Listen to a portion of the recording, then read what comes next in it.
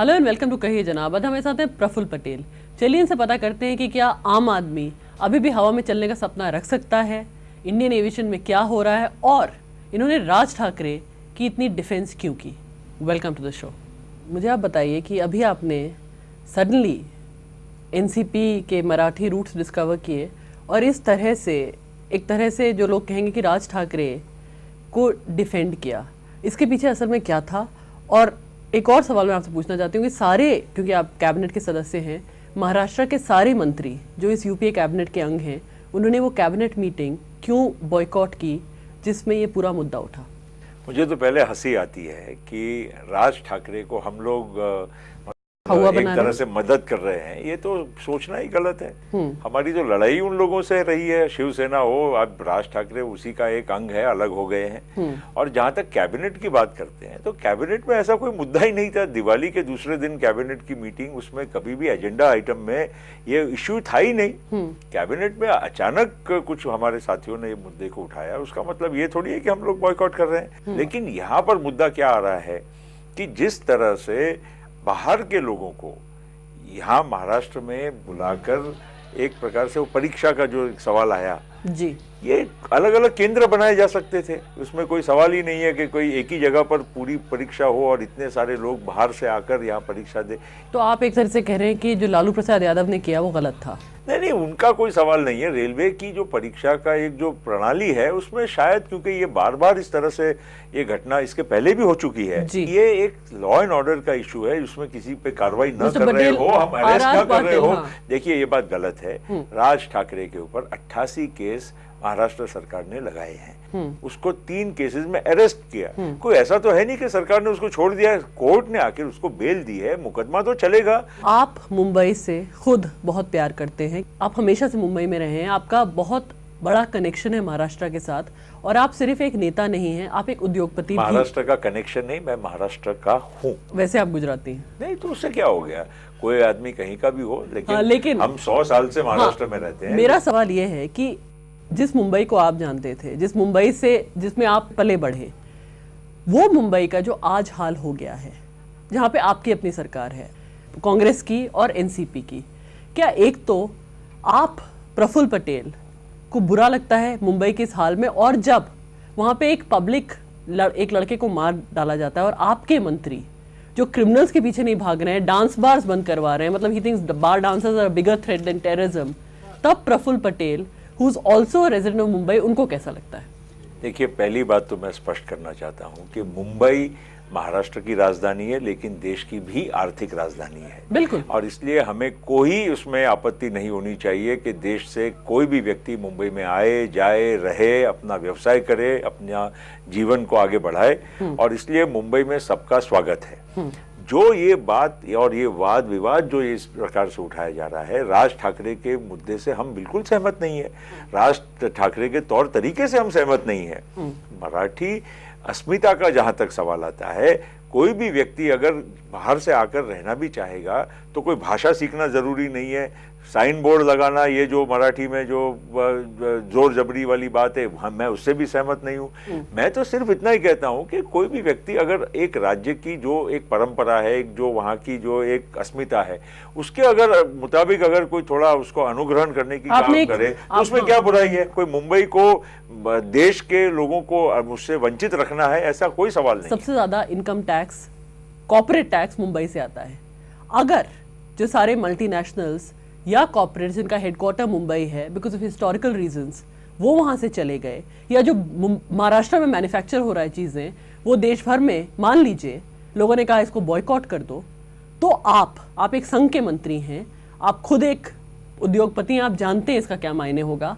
ये जो किया जा रहा है और एनसीपी इसको रोक नहीं रही, इसका क्या मतलब है? बिल्कुल गलत सोच है कि हम इसको रोकना नहीं चाहते हैं या हम इसके बारे में कोई भी प्रकार की ढिलाई बरत रहे हैं। मैं ये भी कहने को तैयार हूं कि अगर मुंबई का इस प्रकार से अगर एक छोटे से मुद्दों को लेकर अगर कुछ लोग अगर इसको मतलब नुकसान पहुंचाने का काम कर रहे हैं, तो वो महाराष्ट्र का और महाराष्ट्र लोगों का ज्यादा नुकसान कर रहे हैं।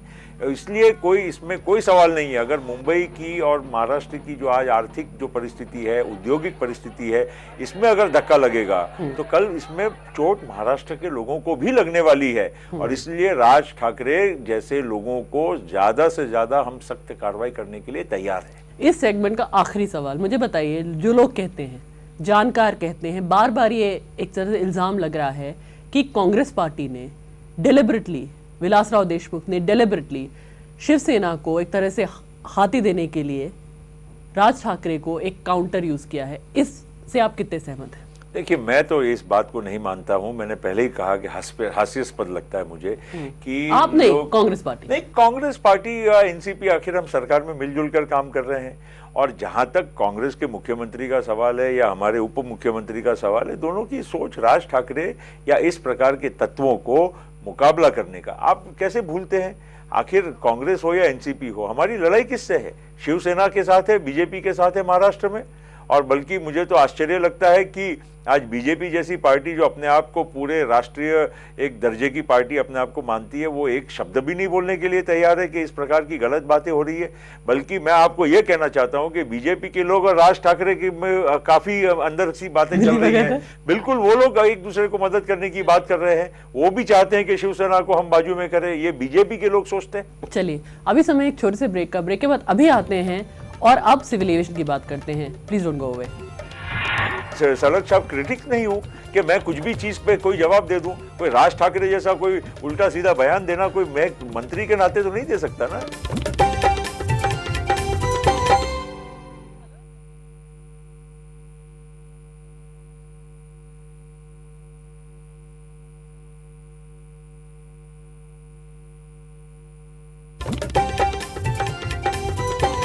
वेलकम है टू कहिए जनाब। हम लोग बातचीत कर रहे हैं प्रफुल्ल पटेल से। तो ब्रेक से पहले मैंने कहा कि राज ठाकरे को अलग छोड़ते हैं, लेकिन जैसे एविएशन पे आते हैं फिर से जैसे कहते हैं उनका सर उठ जाता है। अभी इस देश का बहुत बड़ा एक ले ऑफ हुआ। राज ठाकरे ने कहा, जिन्होंने कहा था कि मैं मुंबई में सारी फ्लाइट्स रुकवा दूंगा अगर वो 1500 लोग वापस नहीं लिए गए। फिर आपने कहा कि आपने उसमें उनकी मदद की। असलियत क्या है? देखिए, मैं कोई स्पर्धा में नहीं हूँ। मैं एक मंत्री इस विभाग का हूँ जी। और अगर मेरे विभाग में कुछ कम ज्यादा बातें हो रही है तो उसकी निश्चित मैं कोशिश तो मेरे को करनी है। किसी के अगर झंडे दिखाने से या किसी के एक बयान देने से अगर लोगों की नौकरी लगती है या नौकरी जाती है तो ऐसा तो मुझे फिर उनको भगवान मानना पड़ेगा। ये सब बेकार बातें हैं।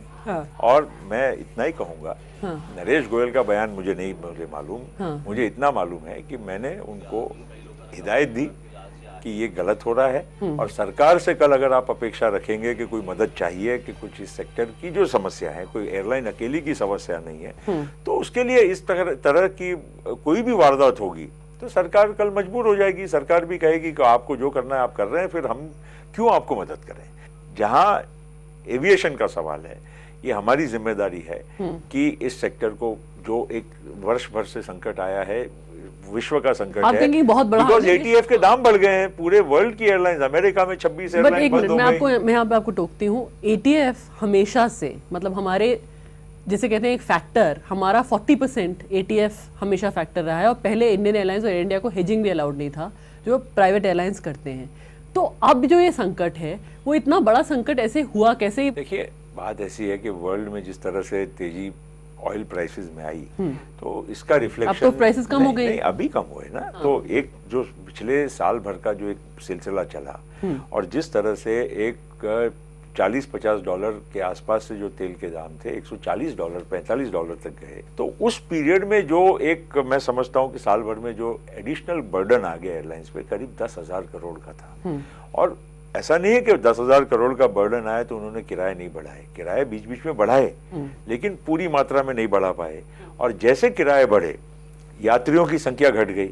मतलब टिकट ज्यादा हुई मगर यात्री कम हो गए, तो जब भी घाटा उस एयरलाइन को सीट खाली रहने से वो निश्चित वो वही बना रहा। लेकिन जब आप मंत्री बने थे, आपको याद होगा, ओपन स्काईज आपने एक तरह से बहुत बड़ा काम किया था। और उसके बाद मतलब अब क्रिटिक्स कह रहे हैं कि एकदम आपने अनचेक ग्रोथ अलाउ की, आपने कोई फिक्स्ड नॉर्म्स नहीं रखे। और आज वो जो एक पहले जो ट्रेन में चलता था, जिसको उम्मीद थी, सपना था एक 500 रुपए के टिकट का, अब वो कई सेक्टर्स पे उसको 18,000 रुपए देने पड़ रहे हैं just for a one way ticket. तो आपको लगता है कि आपने, जिसे कहते हैं, ड्यू डिलिजेंस नहीं किया, स्काईज खोल दिए और अब मतलब पैसेंजर्स प्राइस पे कर रहे हैं? बिल्कुल ये बात गलत है। देखिए, ये सेक्टर बढ़ा क्योंकि हमने उसको खुला किया। दूसरा जो आप कह रहे हैं कि 500 रुपए की टिकट, ये देखो 500 या 100 रुपया ये तो सब गलत बात है। जो व्यवहारिक कम कीमत की जिसको बोलते हैं टिकट, वो टिकटों की शुरुआत हुई। ये कभी इस प्रकार का कभी देखा नहीं था। जो एक वर्ग था जो कभी हवाई जहाज में बैठ नहीं सकता था, लेकिन वो दौर खत्म हो गया ना? वो दौर टेम्पररी। अब वो तो विश्व में कोई भी अगर समस्या है आज, अगर आप कहेंगे कि अगर पेट्रोल के दाम, अगर जो हमारे देश में ईंधन नहीं तैयार होता है, बाहर से हमको इंपोर्ट करना पड़ता है, अगर उसके वजह से हवाई जहाज कोई पानी से तो नहीं चलेगा, उसकी 50% ऑपरेटिंग कॉस्ट अगर ईंधन है तो एटीएफ के दाम बढ़ेंगे तो नेचुरली उसको नुकसान होगा। अब वो वापस डाउनवर्ड स्पाइरल पे आए हैं, तो उसका फायदा आगे आने वाले महीनों में आप देखोगे। हवाई जहाज हमारे देश में आज भी बहुत कम है। मैं आया तब 110 हवाई जहाज पूरे इतने बड़े देश के लिए। शुरुआत में जब जेट एयरवेज और किंगफिशर, जो इस देश के सबसे बड़े प्राइवेट कैरियर्स हैं, उन्होंने पहले ये जो अलायंस अनाउंस की, जिस पर आपने कहा सब कुछ ठीक है, लोगों ने कहा, क्रिटिक्स ने कहा ये कार्टलाइजेशन है, उस पे आपने क्यों नहीं कुछ किया? मैंने क्या करना क्या है, मुझे तो ये समझ में नहीं आ रहा है। आप रेगुलेटर हैं, देश में कोई रेगुलेटर नहीं है। आप लोग, मैं यही कहता हूं कि जो क्रिटिक है या आप भी जो सवाल पूछते हैं कि पहले तो अभ्यास ही नहीं करते हैं। मुझे बताइए कि जो उन्होंने कुछ अनाउंसमेंट किया, क्या अनाउंसमेंट किया, उसका क्या परिणाम होगा, वो कार्टेलाइजेशन कब होगा, उन्होंने मिलके किस तरह से काम करना है, वो हमारे पास कोई निवेदन तो आए, उसके बाद ही हम उस पर सोचेंगे। नियम के हिसाब से पूरे वर्ल्ड में अलायंसेज, कोड शेयरिंग, ये तो पॉसिबल है, आज हो रहा है। वो इंडस्ट्री नॉर्म है। तो इंडस्ट्री नॉर्म को सोचे समझे बिना उस पे मैंने एक रिएक्ट करना, मैं एक मंत्री हूं, मैं कोई रोड छाप, कोई सड़क छाप क्रिटिक नहीं हूं कि मैं कुछ भी चीज पे कोई जवाब दे दूं। कोई राज ठाकरे जैसा कोई उल्टा सीधा बयान देना कोई मैं मंत्री के नाते तो नहीं दे सकता ना। तो मुझे जिम्मेदारी से बोलना होगा, और उसके तहत मैं कह रहा हूं कि अगर कुछ हमको महसूस होगा कि इससे यात्रियों का नुकसान हो सकता है या इस सेक्टर का नुकसान हो सकता है या किसी भी प्रकार से कोई गलत काम हो रहा होगा, तो कितने अभी वो बड़ा क्यों ना हो, हम उस पर सख्ती से काम करेंगे। चलिए, अभी समय एक छोटे से ब्रेक का। ब्रेक के बाद अभी आते हैं और पता करते हैं कि प्रफुल्ल पटेल और क्या करेंगे। Please don't go away. Congress, NCP या जो भी हो, वो तो प्लेटफॉर्म है।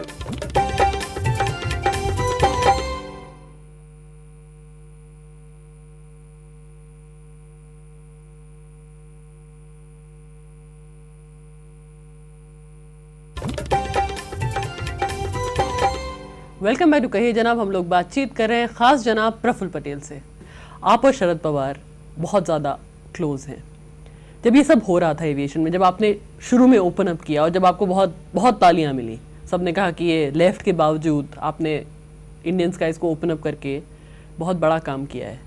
अब जब सारा फ्लैग आ रहा है कि कोई रेगुलेटर नहीं है एविएशन में, एक डीजीसीए है, जैसे ये अलायंस हुआ या कुछ हुआ, उसका कोई जवाबदेही नहीं है, हर चीज़ पे एडॉक डिसीजन होता है, और एक तरह से एयर इंडिया और इंडियन एयरलाइंस को के साथ स्टेप मदरली ट्रीटमेंट हुआ है। देखिए, पहली बात तो है कि इतिहास गवाह है और आगे समय बताएगा कि हमने इस सेक्टर में कितना काम किया है, और इसलिए रोज रोज नहीं, ये कोई मना नहीं करेगा कि ओपन स्काईज आपने किया। नहीं, ओपन स्काई नहीं, बहुत सारे रिफॉर्म किए हैं। ओपन स्काई तो खाली एक शब्द है, ओपन स्काई का मतलब भी लोगों को मालूम नहीं है, खाली ओपन स्काई बोलते हैं। ये सारा जो प्रॉब्लम अभी है वो सिर्फ एक ही कारण है, वो एटीएफ है, और इसलिए ये रेगुलेटरी फ्रेमवर्क और रेगुलेटर नहीं है, और रेगुलेटर की वजह से ये हो रहा है, वो हो रहा है। सरकार के पास काफ़ी कुछ यंत्रणा है। हम यहाँ पर बैठे हैं तो उसका मतलब ये थोड़ी है कि हम भी कोई काम गलत होने देंगे। हम पूरे इस सेक्टर को नियंत्रण कर रहे हैं, और जहाँ तक रेगुलेटरी बात है, बिल्कुल DGCA itself is an autonomous body. लोगों को समझ में ये आना चाहिए कि वो रेगुलेटरी, उस पर अथॉरिटी है, पावर्स है।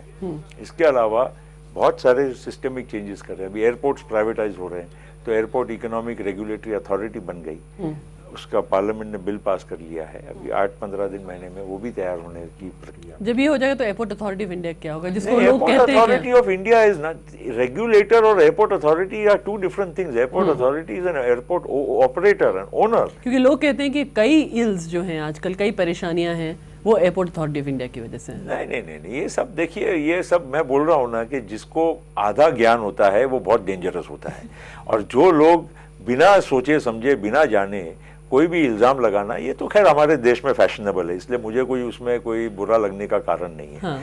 सिर्फ इतना मुझे कहना है कि ये सेक्टर को एक आगे के लिए बहुत मजबूत आधार हम बनाने का हम काम कर चुके हैं।